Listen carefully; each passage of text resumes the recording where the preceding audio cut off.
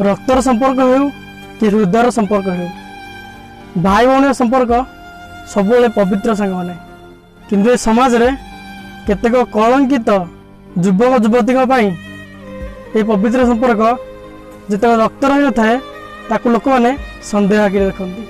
आपण जानी गोटे भाई ही केवल बुझीपारे ता भौणी गुरुत्व, गोटे भौणी ही बुझीपारे केवल ता भाईर गुरुत्व। से पाखरे थिला बेले ताकू यदि बुझी न पारे से हरे सारा पर ता गुरुत्व को से सब अधिक बुझीपारे।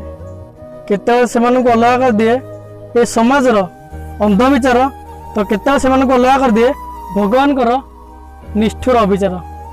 तेणु मुझे आपण को हाथ जोड़ी एति निवेदन करी जे किछि पुओ झील ये समाज सबू भाई भाई संपर्क को आपण केबे भी संदेह दृष्टि देखु ना।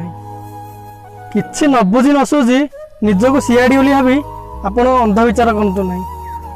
किछि न बुझी न सुझी क्या आपन के बाधिला वाली कथा कहतु ना।